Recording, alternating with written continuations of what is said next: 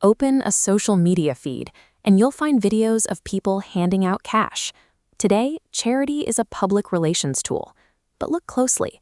The giver seeks audience validation, while the destitute family becomes a prop for digital content. In our modern culture, we have built a specific metric for generosity. We calculate its value based on the sheer dollar amount of the donation and the volume of the applause it generates. This instinct to broadcast our good deeds is an ancient one. 2,000 years ago, Jesus of Nazareth critiqued this exact same behavior during the Sermon on the Mount. He warned his audience against acting like the hypocrites who sound a trumpet in the synagogues and the streets to ensure their charity is noticed and praised by everyone around them. He outlines a harsh reality in Matthew chapter 6. If your primary motivation is to seek human applause, that fleeting burst of validation is the only reward you will ever receive. True biblical giving operates on an inverted logic. Secrecy is the required standard, and in this framework, human applause actually zeroes out any heavenly reward. To enforce this standard, Jesus offers a vivid instruction. When you give, do not let your left hand know what your right hand is doing.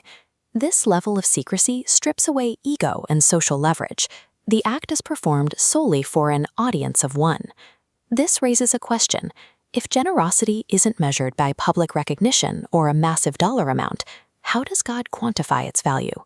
We find the answer in the Gospel of Mark. Jesus is sitting opposite the temple treasury, watching wealthy men drop massive amounts of surplus cash into the offering. Then a poor widow approaches with 2 tiny copper coins. As this chart illustrates, the wealthy men gave a fraction of their massive surplus, but the widow's coins represent her entire livelihood. The math is radical. Biblical generosity is calculated by the sacrifice required, not the size of the gift itself. This aligns with the Old Testament principle of proportional giving. You honor God by offering the first fruits of your income, your absolute best, rather than tossing in whatever leftovers remain at the end of the month.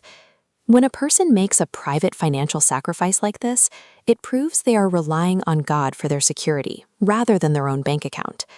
But from a psychological standpoint, why would anyone voluntarily surrender their livelihood in total secret? The Apostle Paul points to the early churches in Macedonia for the answer. These communities were enduring severe trials and experiencing crushing poverty. Yet out of that deep poverty welled up an overflowing joy, which resulted in a massive wave of voluntary generosity. Paul lays down a mandate based on this example.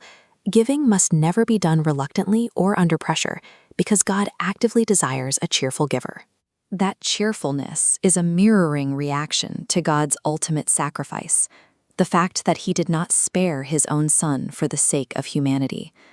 Rather than a burdensome rule, authentic biblical giving becomes a joyful, spontaneous reaction to experiencing divine grace. This inward grace naturally flows outward, directly targeting the poor, the weak, and the most vulnerable among us. In Matthew 25, Jesus introduces a theological twist. He states that whenever you provide food, clothing, or shelter to the least of these, you are directly serving the Creator of the universe. The Bible frequently promises that those who give generously will prosper, but it is crucial to recognize that this is not a transactional, get-rich-quick guarantee. True prosperity looks like kalayan, a Filipino concept meaning deep spiritual liberation from the slavery of greed. Such a giver views prosperity differently. It is no longer a hoard to protect, but a resource entrusted for a divine purpose.